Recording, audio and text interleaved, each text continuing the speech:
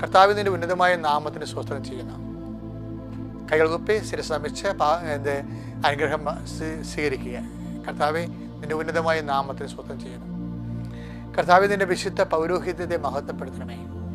കർത്താവെ, സഭയുടെ സാന്നിധ്യം പ്രകടമാക്കണമേ. ഇന്ന് നവംബർ 28 വ്യാഴാഴ്ച അങ്ങയുടെ മക്കൾക്ക് വേണ്ടി ഞാൻ പ്രാർത്ഥിക്കണം. ഈശോയെ, അങ്ങയുടെ മക്കൾ ഇന്ന് എവിടെയെല്ലാം പോകുന്നു അവിടെയെല്ലാം നിൻ്റെ സാന്നിധ്യം wherever you go I will be there, I'll be with you എന്ന് പറഞ്ഞിട്ട് ഈശോയെ, നീ എവിടെ പോയാലും.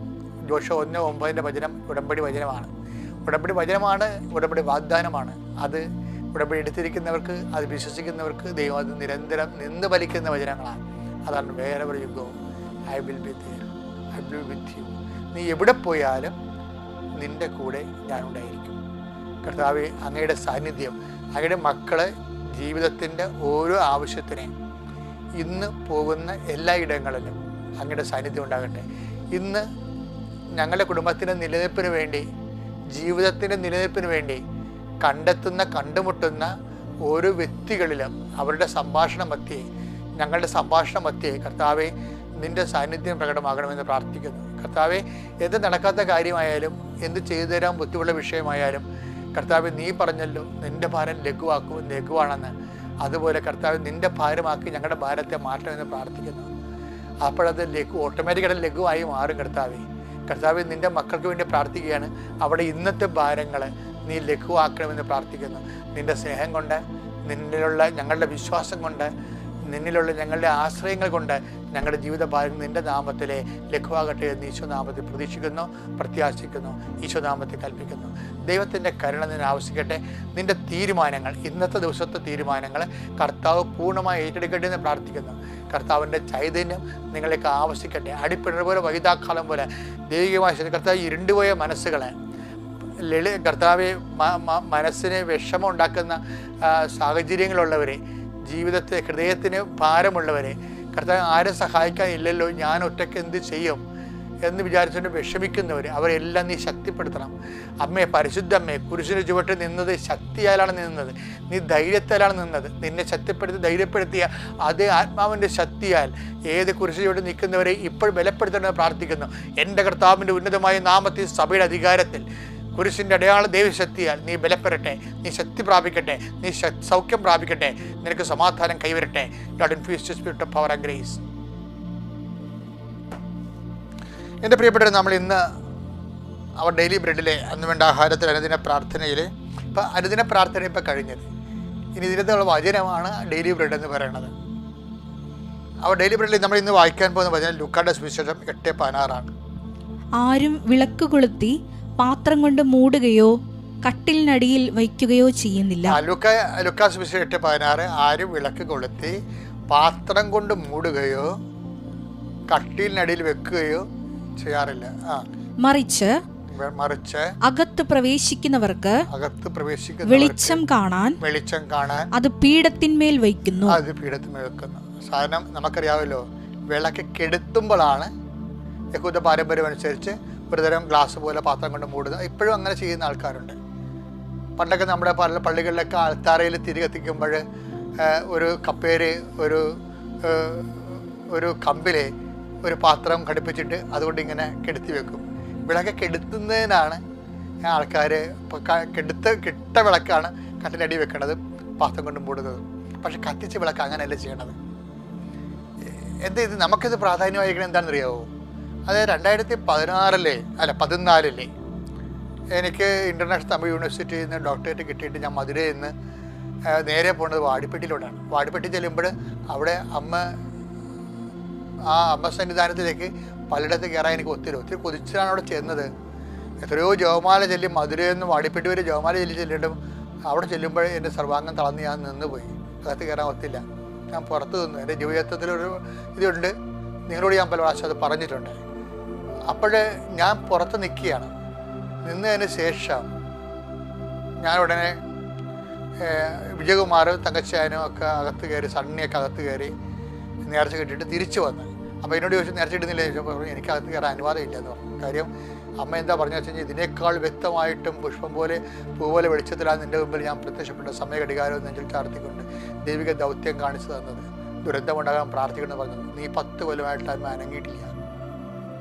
അപ്പോൾ 2004 സംഭവിച്ചതല്ലേ. സഭയെ പേടിച്ചും പൊതുജനങ്ങളെ പേടിച്ചും ഞാൻ മിണ്ടാകണ്ടിരുന്നു. എൻ്റെ പ്രൈവറ്റായിട്ടുള്ള കോൺഫറൻസൊക്കെ പറയണമെന്നല്ലാതെ ഇന്ന് കാണുന്ന പോലെ വ്യാപകമായ ഒരു രീതിയിൽ പറഞ്ഞില്ലായിരുന്നു. അപ്പോൾ ഞാൻ ഓർത്ത് എന്തുകൊണ്ടാണ് എനിക്ക് അകത്ത് കയറാൻ കഴിയാതിരുന്നതെന്ന് ചോദിച്ചപ്പോൾ ഞാൻ കാറിലിരുന്ന് വചനം എടുത്ത് അന്ന് കിട്ടിയ വചനമാണിത്, ലൂക്ക 8:16. ഞാൻ അപ്പോൾ തന്നെ ജോമോണിലെ നമ്മുടെ മീഡിയയിൽ വിളിച്ച് പറഞ്ഞു, ഇങ്ങനെയൊരു സംഭവം നടന്നു. എന്താണ് വിളിച്ച് പറഞ്ഞത്? അതായത് വിളക്ക് കൊളുത്തി ആരും പാത്രം കൊണ്ട് മൂടാറില്ല. ഇപ്പം ഞാൻ 10 കൊല്ലം പാത്രം കൊണ്ട് മൂടി വെച്ചിരിക്കുകയായിരുന്നു. പിന്നെന്താ പറഞ്ഞത്? കട്ടിൻ്റെ അടി വെക്കാറുമില്ല, കെടുത്ത്. അപ്പോൾ മാതാവിൻ്റെ പ്രത്യക്ഷീകരണം കെട്ട വിളക്ക് പോലെയാണ് ഞാൻ സൂക്ഷിച്ചത്.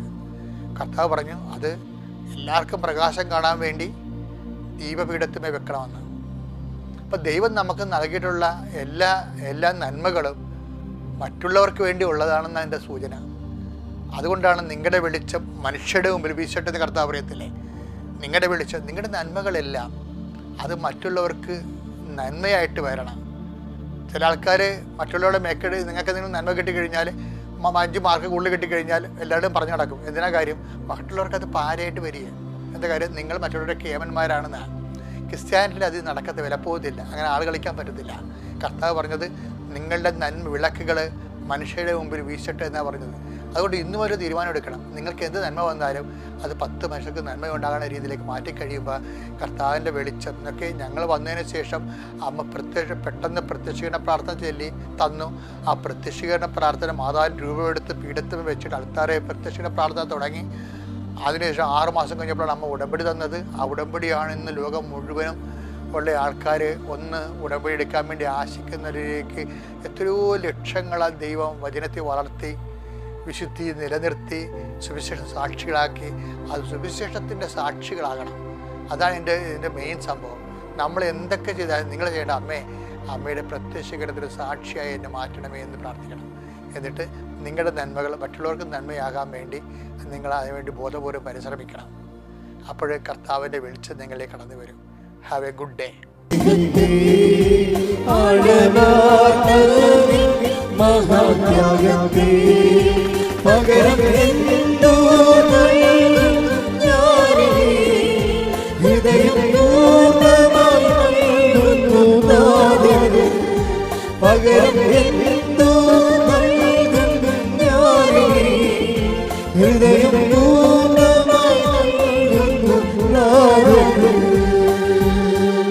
പരിശുദ്ധ പരമദിവ്യകാരുണ്യത്തിന് നേരവും ആരാധനയും സ്തുതിയും പുകഴ്ചയും ഉണ്ടായിരിക്കട്ടെ. പരിശുദ്ധ പരമദിവ്യകാരുണ്യത്തിന് നേരവും ആരാധനയും സ്തുതിയും പുകഴ്ചയും ഉണ്ടായിരിക്കട്ടെ. പരിശുദ്ധ പരമദിവ്യകാരുണ്യത്തിന് നേരവും ആരാധനയും സ്തുതിയും പുകഴ്ചയും ഉണ്ടായിരിക്കട്ടെ. നമ്മൾ ഉടമ്പടിയിൽ ആഘോഷിക്കുന്നത് മറിയത്തിൻ്റെ ക്രൈസ്താനുഭവമാണ്. മറിയത്തിൻ്റെ ക്രൈസ്താനുഭവം. കാരണം ക്രിസ്തുവിനെ എന്തുകൊണ്ടാണ് മറിയത്തെ ക്രിസ്തുവാനുഭവത്തിൻ്റെ ഒരു ഉച്ചയും ഉറവയുമായിട്ട് നമ്മൾ കാണാൻ കാരണം? മറിയത്തിൽ നിന്നാണ് ക്രിസ്തുവാനുഭവം നമുക്ക് സാധാരണ മനുഷ്യന്, ഞാൻ അക്കാഡമിക്കായിട്ടുള്ള ലെവലിലോ അല്ലെങ്കിൽ ഒരു മിസ്റ്റിക് ലെവലിലോ അല്ല അത് വേറെ ഒരു ന്യൂനപക്ഷമാണ് സഭയിലുള്ളത്. സഭയിലുള്ള കോമൺ പീപ്പിൾ 99% അവരെ സംബന്ധിച്ചിടത്തോളം മറിയമാണ് ക്രിസ്തുവിൻ്റെ ഏറ്റവും നമുക്ക് ലഭ്യമായ സാധ്യതയുടെ സാക്ഷാത്കാരം. ക്രിസ്തുവിൻ്റെ സാധ്യതകളെ ഏറ്റവും അടുത്തറിഞ്ഞത് ആരാണ്? മറിയമാണ്.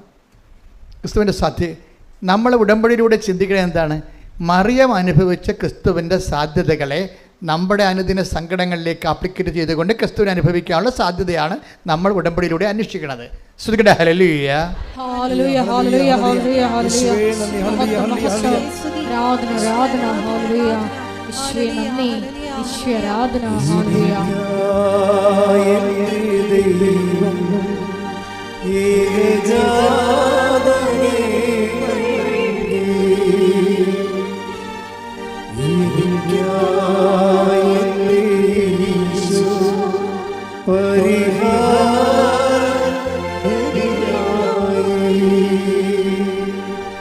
മനുഷ്യനുവേ ക്രൂശിന്റെ മാറിൽ പാപിയോടെ പിഴഞ്ഞവരേ, ദൈവസഭ സ്നേഹമാണെന്ന് തെളിയിച്ചു എന്റെ ദൈവം ഏകജാതനെ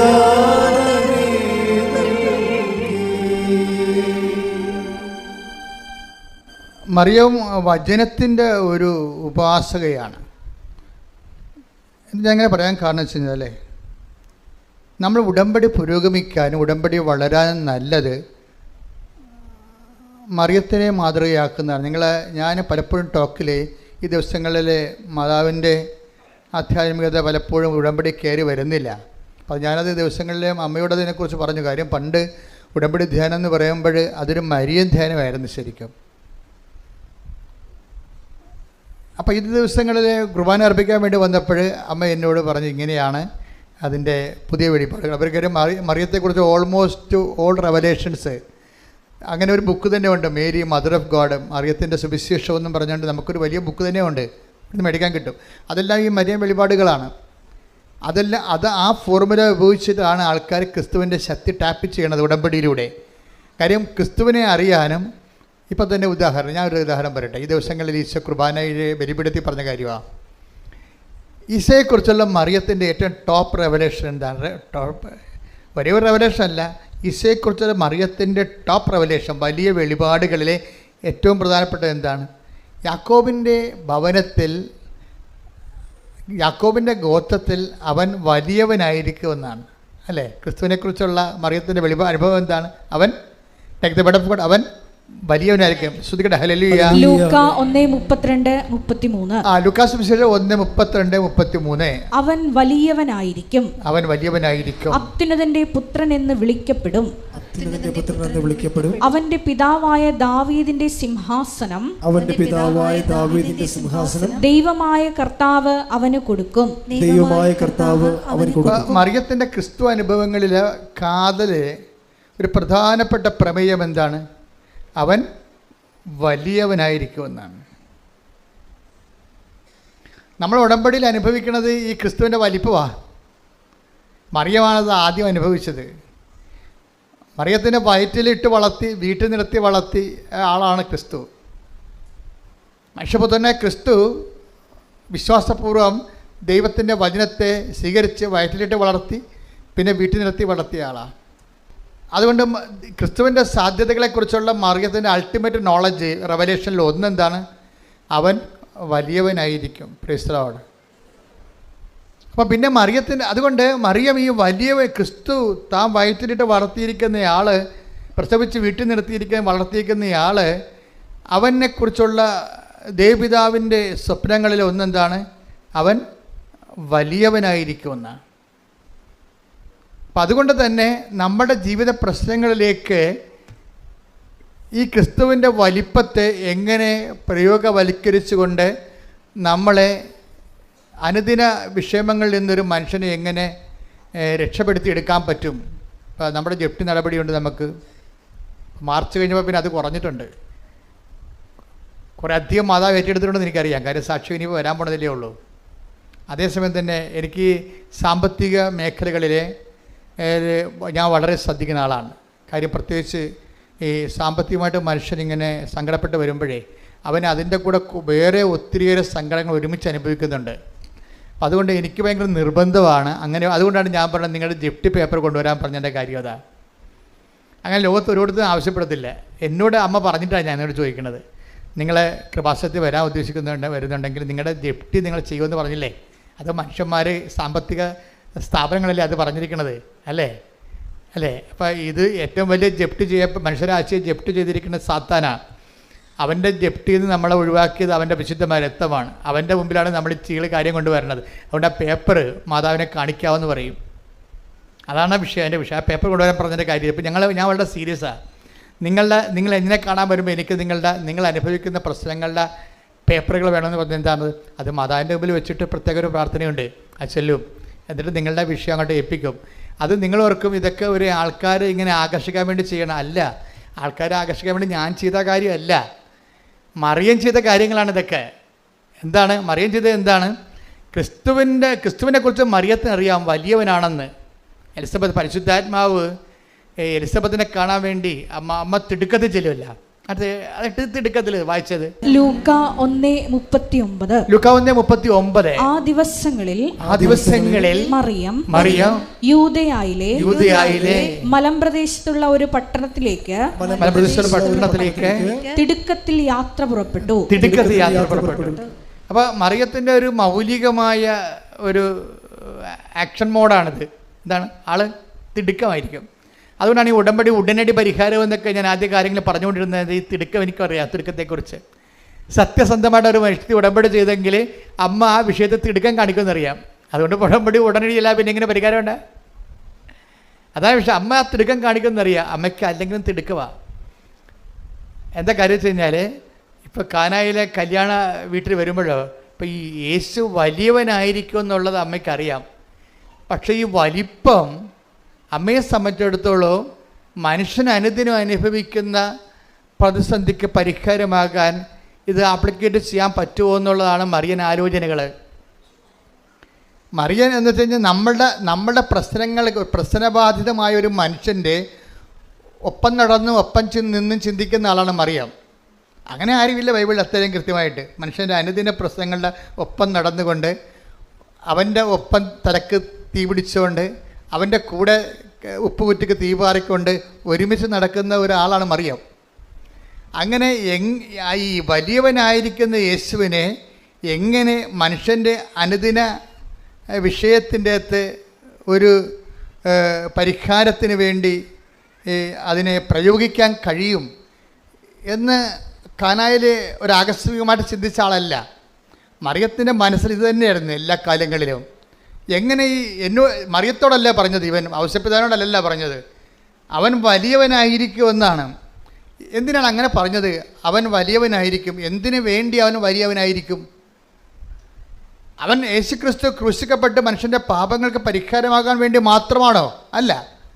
മറിയത്തെ സംബന്ധിച്ചിടത്തോളം മനുഷ്യൻ്റെ അനുദിന ജീവിതത്തിൻ്റെ പരിഹാരത്തിനും അവൻ വലിയവനായിരിക്കുമെന്നാണ് പരിശുദ്ധാത്മാവ് മറിയത്തോട് പറഞ്ഞിരിക്കുന്നത്. കൈയടിച്ച് ക്രിസ്തുവിന്റെ ഹല്ലേലൂയ. ഹല്ലേലൂയ ഹല്ലേലൂയ ഹല്ലേലൂയ ആരാധന ഹല്ലേലൂയ ഹല്ലേലൂയ ഹല്ലേലൂയ.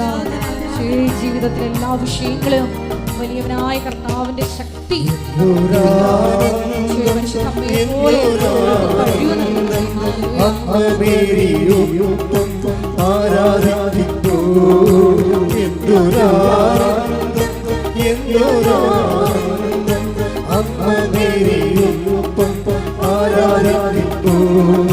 ശക്തനായ ദൈവം വൻകാര്യങ്ങൾ ചെയ്യാൻ സർവശക്തിയോടെ എഴുന്നള്ളുകയാൽ. ശക്തനായ ദൈവം വൻകാര്യങ്ങൾ ചെയ്യാൻ സർവശക്തിയോടെ എഴുന്നള്ളുകയാൽ. എന്തുരാനന്ദം അമ്മ മേരിയും ആരാധിക്കുന്നു. പരിശുദ്ധ പരമദിവ്യകാരുണ്യത്തിന് ആരാധനയും സ്തുതിയും പുകഴ്ചയും ഉണ്ടായിരിക്കട്ടെ. എൻ്റെ ദൈവപൈതലേ, അതായത് എലിസബത്തിൻ്റെ ഭവനത്തിലേക്ക് പോകുന്നതിന് വേണ്ടി മറിയം കാണിച്ച ഒരു തിടുക്കമുണ്ട്. ഈ തിടുക്കം തന്നെയാണ് അമ്മ വലിയവനായ ക്രിസ്തുവിനെ മനുഷ്യൻ്റെ അനുദിന ജീവിത പ്രശ്നങ്ങളിലേക്ക് ശ്രദ്ധ തിരിച്ചുകൊണ്ട് അതിനൊരു പരിഹാരം കാണാൻ വേണ്ടി ഒരു പഴുത് നോക്കി നടന്നതുപോലെയാണ് കാനായിലെ കല്യാണം വന്നു ചേരുന്നത്. കാനായിലെ കല്യാണം വസ്തുത്തിൽ അത് ശരിക്കും പറഞ്ഞാൽ ഞാൻ ഇപ്പോഴും വിശ്വസിക്കുന്നത് ഒരു സർക്കസ് സെൻസ് മാതാവ് ഇതേ ചിന്തയോടുകൂടി നടന്ന് ക്രിസ്തു വലിയവനാണെന്ന് അമ്മയ്ക്കറിയാം. ഈ വലിമ മനുഷ്യന് മനസ്സിലാകുന്ന ജീവിത പ്രശ്നങ്ങളിലേക്ക് അതിൻ്റെ സാധ്യതയെ പ്രയോഗിച്ചുകൊണ്ട് ക്രിസ്തുവിനെ മനുഷ്യൻ അവൻ്റെ സങ്കടങ്ങളിൽ സമാശ്വാസം നൽകുന്ന ദൈവത്തിൻ്റെ സ്നേഹരൂപമായി അനുഭവിക്കുന്ന ദൈവിക പദ്ധതി അമ്മയ്ക്ക് ഒരു ചെവിട്ടോർമ്മ പോലെ ചൊല്ലിക്കൊടുത്തതുപോലെ അമ്മ ഒരു പഴുതു നോക്കി നടക്കുകയായിരുന്നു. എപ്പോഴാണ് ഈ വലിയവനായ യേശുവിനെ മനുഷ്യൻ്റെ ജീവിതത്തിലെ പ്രശ്നങ്ങൾക്ക് പരിഹാരം ആക്കുക. അങ്ങനെ നടക്കുന്ന കാലത്താണ് കാനായിലെ കല്യാണം ഒരു പെട്ടെന്നിങ്ങനെ ഈ പാല് കടയുമ്പോൾ വെണ്ണ പോലെ പൊന്തി വന്നത്. അവസരം പൊന്തി വന്നതാണ്. ആ അവസരം ശരിക്കും പറഞ്ഞാൽ അമ്മയ്ക്ക് വേറെ ആ വിഷയം കൈകാര്യം ചെയ്യുകയാണെങ്കിൽ തീർച്ചയായിട്ടും ഞാൻ ഇടയ്ക്ക് പറയാറുള്ളതാണ്, അത് വലിയൊരു വിഷയമല്ല, ഒരു ചെറിയൊരു പഴുതാണ്. അവിടെ വീഞ്ഞ് തീർന്നു പോയി, വേണമെങ്കിൽ അടുത്ത വീട്ടിൽ പോയി വായ്പ വാങ്ങിക്കാമെന്ന് പറയുമ്പോൾ ആ പ്രശ്നം തീരും.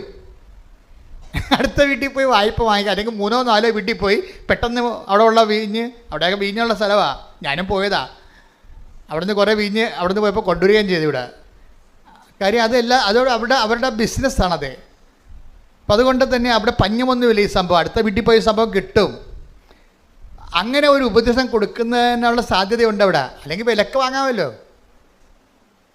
വാങ്ങാമല്ലോ. അപ്പോൾ ഈ 2 സംഭവം ചെയ്യാതെയാണ് അമ്മ ഈ വിഷയം വലിയവനായ യേശുവിൻ്റെ വലിപ്പം, മനുഷ്യൻ്റെ ജീവിത പ്രശ്നങ്ങൾ പരിഹാരമാകാനുള്ള സാധ്യത അമ്മ കണ്ടുപിടിച്ച ഒരു പോംവഴിയാണ്. നമ്മൾ അമ്മയെ വിളിക്കണത് എന്താണ്? ദിവ്യ രഹസ്യങ്ങളുടെ എന്താ വിളിക്കണേ?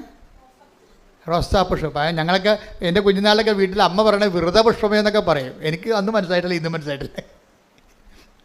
ദിവ്യ രഹസ്യങ്ങളുടെ വ്രതപുഷ്പമേ വെച്ചാൽ തമിഴാണ്. ഞങ്ങളുടെ ഇവിടുത്തെ പ്രാർത്ഥനകളെല്ലാം, കേരളത്തിലെ ക്രിസ്ത്യൻസിൻ്റെ പ്രാർത്ഥന പൊതുവേ ഒരു 100 കൊല്ലം മുമ്പ് ഒരു തമിഴായിരുന്നു. അപ്പോൾ അതുകൊണ്ട് തമിഴിൻ്റെ പ്രാർത്ഥന പതുക്കെയാണ് ഇപ്പോൾ മലയാളത്തിലായത്. കാര്യം കേരളം തമിഴൊക്കെ ആയിരുന്നല്ലോ. അപ്പോൾ അതിനോട് ആ കാലങ്ങളിലെല്ലാം പഴയ വേദപാഠങ്ങളെല്ലാം തമിഴായിരുന്നു. അപ്പോൾ അത് ദൈവരഹസ്യങ്ങളുടെ വ്രതപുഷ്പം. ഞാൻ സെമിനാരി ചെന്നപ്പോൾ പഠിച്ചത് ഈ വ്രതപുഷ്പം എന്ന് പറഞ്ഞാൽ എന്താണ്? സെമിനാരി ചെന്നപ്പോൾ ഇംഗ്ലീഷ് റോസ് ശരിയാണ്. അപ്പോൾ അവിടെ പറഞ്ഞത് എന്താണ്? Mystic rose, pray for us. എന്നുവെച്ചാൽ ദിവ്യരഹസ്യങ്ങളെ ഒരു തേൻ പോലെ ഒരു പനിനീർ പൂവിൽ സൂക്ഷിച്ചിരിക്കുന്നതാണ് അമ്മ. ഒരു പനിനീർ പൂവാണ്. ആ പനിനീർ പൂവിൽ ദിവ്യരഹസ്യങ്ങളുണ്ട്. തേന് പോലെ ഇരിക്കണ പൂവിൽ എങ്ങനെയാണ് തേനിരിക്കുന്നത്, അതുപോലെ പരിശുദ്ധ മറിയമാവുന്ന സ്വർഗീയ പുഷ്പത്തിലെ തേനുണ്ട്. എന്തിൻ്റെയാണ്? ദിവ്യരഹസ്യങ്ങൾ. ദിവ്യരഹസ്യം എന്താണ്? ക്രിസ്തുവിനെക്കുറിച്ചുള്ള രഹസ്യങ്ങളാണ്. ക്രിസ്തുവിനെക്കുറിച്ചുള്ള രഹസ്യങ്ങൾ ആർക്കാണ് പകർന്നു കിട്ടിയിരിക്കുന്നത്? മറിയത്തിനാണ്. എന്താണ്? അവൻ വലിയവനായിരിക്കും. അതാണ് രഹസ്യമാണത്. അത് രഹസ്യമാണ്. ഈ രഹസ്യം, അത് അമ്മയ്ക്ക് കിട്ടിയിരിക്കുന്ന രഹസ്യമാണ് അമ്മ കാനായിലെ അത് പരസ്യമാക്കുന്നത്. ഈ രഹസ്യമില്ലേ, അതായത് ഇവൻ വലിയവനായിരിക്കും എന്നുള്ള ദിവ്യരഹസ്യം, അതാണ് ദിവ്യരഹസ്യങ്ങളുടെ പനിനീർ പുഷ്പമേ. അപ്പം ഈ രഹസ്യത്തെയാണ് അമ്മ അവൻ വലിയവനായിരിക്കും. ഈ യേശുക്രിസ്തുവിൻ്റെ ശക്തിയെ അമ്മ ബലഹീനനായ മനുഷ്യൻ്റെ ഉയർത്തെഴുന്നേൽപ്പിനും നിലനിൽപ്പിനും ഉയർച്ചയ്ക്കും അതിജീവനത്തിനുമായിട്ട് അമ്മ ഒരു പഴുത് നോക്കിയിരിക്കുന്നു. യേശുക്രിസ്തുവിനെ ഇൻട്രൊഡ്യൂസ് ചെയ്യാൻ വേണ്ടി ക്രിസ്തുവിൻ്റെ ശക്തി, ക്രിസ്തുവിലുള്ള ദൈവത്തിൻ്റെ പദ്ധതികൾ, മനുഷ്യൻ്റെ എല്ലാ സർവ്വതോന്മുഖമായ വീണ്ടെടുപ്പുകൾ നിലവിൽ വരുത്താൻ വേണ്ടി അമ്മ ഒരു പഴുത് നോക്കിയിരിക്കുകയാണ്. അങ്ങനെ വളരെ അത്രയ്ക്ക് വലിയ ആഡംബരമായിട്ട് പറയാൻ പറ്റുന്നില്ലെങ്കിലും കിട്ടിയ പഴുത് അമ്മ തിടുക്കത്തിൽ ഉപയോഗിക്കുകയാണ്. അവിടെയും തിടുക്കമാണ്, പെട്ടെന്നല്ല ഈ സംഭവം നടക്കുന്നത്. അവർ അടുത്ത വീട്ടിൽ പോയി വാടകയ്ക്ക് വീഞ്ഞും കാവിക്കൊണ്ട് വരണ മുമ്പ് തന്നെ ഇവിടെ കാര്യം സാധിച്ചു. അതാണ് അവിടെ തിടുക്കം കാണിക്കുന്നുണ്ട്. അതായത് അടുത്ത വീട്ടിൽ പോയി ആ വീട്ടുകാർ വീഞ്ഞ് തീരാൻ പോണെന്ന് കണ്ടപ്പോൾ തന്നെ ഇത് അമ്മയ്ക്കറിയാം, ഇത് ഇവർ വീഞ്ഞ് തീരാൻ പോണ എങ്ങനെ വീട്ടുകാർ അറിഞ്ഞു കഴിഞ്ഞാൽ ക്രിസ്തുവിനെ അറിയാൻ പാടില്ലാത്ത കാരണം അവർ വേറെ മാർഗങ്ങൾ ഉപയോഗിക്കുമെന്നറിയാം. അതാണ് വിഷയം. അവിടെ ക്രിസ്തുവിനെ അറിയാത്ത വീടാണത്. ക്രിസ്തുവിനെ അറിയാത്ത വീട്ടിൽ ഒരു വിഷയം ഉണ്ടായിക്കഴിഞ്ഞാൽ അവരറിഞ്ഞു കഴിയുമ്പോൾ, വിവാഹത്തിൻ്റെ ശോഷണം അറിഞ്ഞു കഴിയുമ്പോൾ ഓട്ടോമാറ്റിക്കലായിട്ട് അവർ വേറെ ക്രിസ്തുവിനെ ഇതരമായിട്ടുള്ള വേറെ മാർഗ്ഗങ്ങൾ, വായ്പ വാങ്ങിക്കുക, വിലക്ക് വാങ്ങിക്കുക എന്ന് അറിയാം, അവർ ചെയ്യുമെന്നറിയാം. അതിന് മുമ്പ് തന്നെ ഒരു തിടുക്കം കാണിക്കും. ഇവിടെ എലിസബത്തിൻ്റെ വീട്ടിലേക്ക് പോയി അതേ തിടുക്കം തന്നെ. ദൈവത്തിലെ ഓർക്കുക, നിൻ്റെ വിഷയത്തിനും നീ ഒരു ബൗദ്ധികമായ പരിഹാരം നീ കണ്ടെത്താൻ ഉള്ള സാവകാശത്തെ മുമ്പേ മറിയം കാണിക്കുന്ന തിടുക്കത്തിന്റെ പേരാണ് ഉടമ്പടി. കൈയടിച്ച് സ്തുതിക്കട്ടെ. ഹല്ലേലൂയ, ഹല്ലേലൂയ, ഹല്ലേലൂയ, ഹല്ലേലൂയ, ഹല്ലേലൂയ.